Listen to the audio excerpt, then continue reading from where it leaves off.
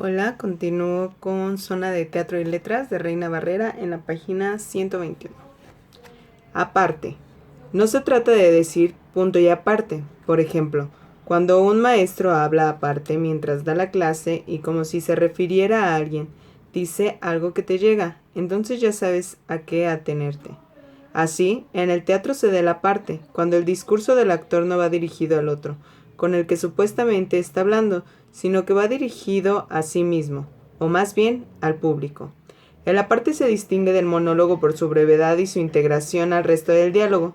Basta con que los protagonistas realicen la actividad del habla, para que el espectador imagine la transformación del universo dramático, la modificación del actancae, la dinámica de la acción que, sin embargo, varía de acuerdo con las formas teatrales. El diálogo desencadena simbólicamente la acción de la tragedia clásica. Es a la vez su causa y consecuencia. El diálogo no es más que la parte visible y secundaria de la acción dramática naturalista. Psicología de los personajes y de su estatus social. El diálogo es revelador de tales circunstancias. El diálogo y el discurso, según autores como Beckett, Adamov, Ionesco y Marivaux, son las únicas acciones de la obra. Es el acto del hablar, del enunciar frases, lo que constituye una acción performativa. El aparte parece como si escapara de la boca del personaje, sin querer queriendo. Da idea de una pifia, de comentario aparte, de imprecación a sí mismo. A veces mantiene el tono de queja, de arrepentimiento, pero también de aclaración a uno mismo. El otro actor no se percata de lo dicho, solo el público. No hay que confundir con las frases intencionalmente dirigidas al público, como en el caso de los payasos, que aclaran al público qué van a hacer o cómo engañar al otro payaso. El aparte es una forma de monólogo, pero en el teatro se convierte en un diálogo directo con el público. En el aparte, el personaje no miente, dice la verdad absoluta. Así, el público conoce la verdadera opinión o intención del personaje, de modo que el espectador puede juzgar la situación, porque ya está informado. Cuando el personaje o actor introduce una parte, se sabe que no está mintiendo, ya que el monólogamente jamás miente, porque supuestamente uno cae en el autoengaño. Estos momentos de verdad interior son, además, tiempos muertos en el desarrollo dramático, que el espectador aprovecha para formular su juicio. En escena, el actor se desplaza, se mueve a un lado, cambia el tono y pone la mirada fija en la sala, como dirigiéndose a alguien del público o a todos, mientras que la iluminación puede haber una voz en off. Hay un cambio de iluminación que da otro ambiente. El monólogante pasa por las candilejas.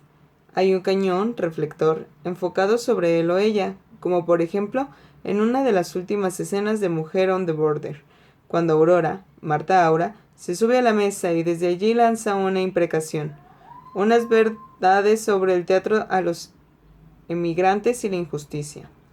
El aparte tiene un gran poder lúdico y eficacia dramatúrgica excelentes. Pocos directores saben utilizarlo. Para constar el uso de la parte, así como también del diálogo y del monólogo, se recomienda ver la obra dirigida por María Muro, Mujer on the Border, que se presentó en el Foro de El Dinosaurio en el Museo Universitario del Chopo en enero del 2005. Lectura de libretos. La lectura es una actividad altamente valorada. Una buena lectura demuestra los valores intrínsecos que el lector posee. Existen diferentes clases de lectura: en silencio, en voz alta, de rapidez, de comprensión y dramatizada, entre otras. Cada una de ellas tiene diferentes objetivos y técnicas. La lectura en voz alta es la más practicada para fines teatrales y otros, en la cual se tiene que cuidar mucho la claridad de la expresión, así como observar la puntuación. Este aspecto parecería innecesario, pero indispensable para que cualquier lector conozca la importancia de los signos de puntuación.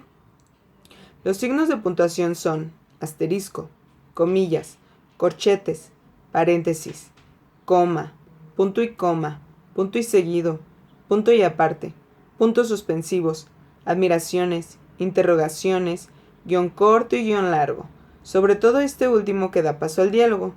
Los signos que aparecen en un texto marcan o sugieren cómo debe hacerse la lectura. pero un texto dramático exige a su lector algo más allá que respetar los signos de puntuación. Es más, el lector-actor seguirá una intención distinta a la que indican los signos de puntuación. Resulta que el actor o la actriz, al leer un texto, le darán otra lectura, no solo con mayor énfasis, sino aplicando la técnica actoral. Cuando una actriz o un actor o un magnífico lector se prepara, los pasos que suele seguir son los siguientes. Hará una lectura rápida de ojeada en primer lugar para conocer su extensión, de qué asunto trata. Después, llevará a cabo una lectura silenciosa detenida, observando la estructura formal del texto, puntuación, vocabulario y otras dificultades. Más tarde, realizará una lectura de comprensión, en la que no solo responderá a la información y contenido de la misma, sino también a las ideas que suscita el texto y las posibles relaciones con su experiencia. La lectura de comprensión va más allá de lo apuntado aquí. En próxima nota se explicitará más sobre esta lectura. En grupo, ya con el director de escena, el elenco, actores y actrices, en varias sesiones analicen el texto haciendo comentarios y toda clase de suposiciones sobre sus personajes. Antes de memorizar su parte y representar a su personaje, se dedica a leer el libreto de manera eficiente. Es el momento esperado por todos aquellos que participan en el montaje de una obra o en su lectura, cuando el interesado hace acto de presencia con su voz, como única arma, la más sutil y contundente para ocupar un lugar en el escenario. El actor, tanto como la actriz, requieren de un entrenamiento específico para proyectar y entonar la voz, con la textura, potencia, timbre y color preciso que exige el personaje que representa. No solo va a leer con una intención diferente en cada frase, sino que también deberá expresar un estado de ánimo, con lo que mostrará el mundo interior del personaje. Leer no es solo emitir sonidos, es una extensión del lector hacia el espacio, y gracias a ella, el actor puede expresar la palabra con un sentido inequívoco, preciso y absoluto. Saber leer bien abre los caminos no solo para el aprendizaje cabal inmediato, sino también para escalar las cimas del conocimiento. Y, ¿por qué no?, encontrar un lugar en la enseñanza, la política y el arte. El buen actor, en primera instancia, debe saber leer muy bien. Leer de verdad. Diseño de puesta en escena. Llevar al escenario una obra de teatro es un proceso cuidadoso. Depende del tipo de obra, autor, época, número de personajes que intervienen, escenografía y vestuario, entre otros elementos. Las obras clásicas o de extranjeros son un tanto complicadas. Las de autores mexicanos son más accesibles, excepto que se deberá pagar el derecho de autor, siempre y cuando se cobre la entrada. Si la función se da sin fines de lucro, estará exenta de pago. El aspecto fundamental para llevar a escena cualquier obra es nada más y nada menos que su lectura. Lo mismo sucede cuando se va al teatro. Lo mejor es leer la obra antes. Si esto no es posible, entonces procurar leerla después de ver esa obra. Para montar la obra, cada actor habrá de hacer, aparte de la lectura individual y la memorización de los parlamentos, una lectura de mesa. Lectura en conjunto donde se analizan todas las posibles interpretaciones del texto, bajo la supervisión del director. La lectura de mesa se realiza en varias sesiones. Cada uno de los implicados aporta su visión de la historia, expresa su sentir sobre la conducta de los personajes y los creativos, encargados del vestuario, música, escenografía, etc., que también asisten y hacen sugerencias. Se organizan las acciones en relación con el tiempo, así como se distribuyeron los papeles. Este aspecto permite visualizar cómo habrá de quedar la escenografía, pero sobre todo, el color del vestuario que el personaje, por su carácter, asimilará. Durante las lecturas, el director da sentido a las acciones, elimina o rectifica algunas frases del texto, actualiza, si es necesario, algunas partes de la obra para armonizar el vocabulario con la época y el nivel social o edad de los personajes. A veces, abrevia actos o elimina escenas. En la actualidad, las obras de teatro para jóvenes suelen durar menos de 90 minutos. El ritmo de la obra depende del género al que pertenece. En una comedia la actuación es muy rápida, La velocidad en el hacer y el decir es vertiginosa. En cambio, en una tragedia es pausada. A veces el sentido de mesura y solemnidad se exagera. Quien dirige suele tener un asistente, encargado de tomar el tiempo en que se desarrollan las escenas. El asistente es una figura interesante en el proceso teatral. Se responsabiliza de tener al día los datos de los actores, lugar, fecha, horarios de los ensayos y tomar nota de los cambios de vestuario, de escenografía, de la música y de la iluminación, entre otros. Deberá llevar una bitácora de cada ensayo y un cuaderno de notas donde se apuntarán las observaciones del director, una especie de órdenes o recomendaciones para los actores, los creativos y la tramoya. El asistente es la memoria ejecutiva del director. Muchos de los directores actuales lo son porque fueron asistentes de reconocidos genios de la dirección teatral. El director cuida que el tono de la obra sea el correcto. El tono es la intención con que se dice o se hace algo. Hay muchas formas de decir un sí, o una frase que puede, incluso, cambiar la intención de lo que sucede en escena. Otro aspecto es la creación de un ambiente escénico, especie de empatía que se da entre los personajes en escena, de manera que se relacionen entre sí al tener en cuenta la presencia del otro. El trazo escénico es como trazar caminos en un mapa previo, la ubicación de muebles y objetos de la escenografía, distribuir los lugares que los actores van a ocupar, las áreas de luz bajo las cuales van a trabajar, cómo y por qué van a transitar, además de entradas o salidas de escena, que es lo mismo que hacer mutis. Características generales de la puesta en escena. Esta vez, a petición de algunos alumnos, quienes se ven confundidos cuando sus maestros les solicitan reporte, resumen, reseña descriptiva o reseña crítica sobre la obra de teatro que fueron a ver, se presenta aquí un modelo de cuestionario que bien puede servir de guía para hacer dicha tarea escolar. Otro aspecto que es necesario tomar en cuenta cuando se analiza una obra es aquel que obliga al espectador a conocer primeramente el texto y verlo en escena. Solo así se conjuga el hecho teatral.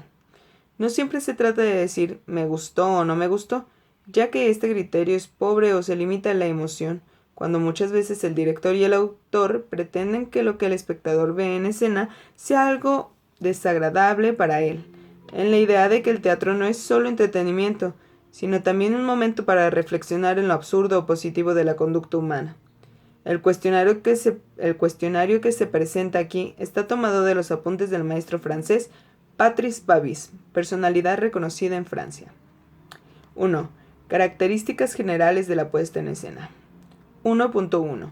¿En qué se sustentan los elementos del espectáculo? Relaciones de los sistemas escénicos. 1.2. ¿En qué se basa? 1.3. Lugar de la escenificación, contexto cultural y escénico. 1.4. ¿Qué te molesta de la puesta en escena? ¿Cuáles son los momentos fuertes, débiles o aburridos? 2. Escenografía. 2.1. Función del espacio escénico y su ocupación. 2.2. ¿Cómo evoluciona la escenografía? 2.3. Relación entre lo mostrado y lo oculto. 3. Sistemas de iluminación. 3.1. Cambios de luz. 3.2. La luz en relación con el tiempo. 4. Objetos. 4.1. A los objetos también se les llama utilería. 4.2. ¿Cómo se usan? 4.3. ¿Con qué intención? 4.4. Naturaleza, función, materia, relación con el espacio y el cuerpo. 5. Vestuario, maquillaje, máscaras. 5.1. Función, sistema de relación con el cuerpo del actor o la actriz. 5.2. Función en relación con la obra y su época. 6. Actuación de los actores. 6.1. Descripción física de los actores en su papel de personajes. 6.2. Gestos, mímica, maquillaje, cambios en su apariencia. 6.3. Construcción del personaje, actor, papel. 6.4. Relación entre el actor y el grupo, desplazamiento, relación de conjunto, trayectoria. 6.5. Relación texto-cuerpo. 6.6. Voz, cualidades, efectos producidos, relación de la dicción y el canto. 7. Funciones de la música, del ruido y del silencio. 7.1. ¿En qué momentos intervienen? Consecuencias sobre el resto de la representación. 8. Ritmo del espectáculo. 8.1. Ritmo de algunos sistemas significantes. Intercambio de réplicas, luces, vestuario, gestualidad, etc. 8.2. El ritmo global del espectáculo continuo o discontinuo, cambios de régimen, relación con la puesta en escena. 9. Lectura de la fábula por parte de la puesta en escena. 9.1. ¿Qué historia cuenta? Resúmela. 9.2. ¿El espectáculo cuenta la misma historia que el texto? 9.3. ¿Cuáles son las opciones dramatúrgicas? ¿Coherencia o incoherencia de la lectura? 9.4. ¿Qué ambigüedades presenta el texto? ¿De qué modo son aclaradas por la puesta en escena? 9.5. ¿Cuál es la organización de la fábula? 9.6. ¿De qué modo la fábula es construida por el actor en el escenario? 9.7. ¿Cuál es el género del texto dramático, según la puesta en escena? 9.8. Otras opciones de significación posibles. 10. El texto en la puesta en escena. 10.1. Elección de la versión escénica. ¿Qué modificaciones encontraste? 10.2. ¿Qué lugar concede la puesta en escena el texto dramático? 10.3. Relaciones entre el texto y la imagen, entre el ojo y el oído. 11. El espectador. 11.1. ¿En el marco de qué institución se sitúa la obra? 11.2. ¿Qué expectativas tenías ante la obra teatral? Texto, director, actores. 11.3. ¿Qué información previa es necesaria para ver esta obra? 11.4. ¿Cómo ha reaccionado el público? 11.5. Papel del espectador en la producción del sentido. La lectura propuesta. ¿Es unívoca o plural? 11.6. ¿Qué imágenes, qué escenas, qué temas tiene interesado y todavía recuerdas? 11.7. ¿De qué modo la puesta en escena manipula la atención del espectador? 12. ¿Cómo anotar o conservar la información sobre esta obra? Fotografías, programa de mano, video, etc. 13. Balance. 13.1. ¿Qué problemas particulares de esta obra deben ser examinados? 13.2. Otras observaciones, otras categorías necesarias para esta puesta en escena y para el cuestionario. Y eso es todo por hoy.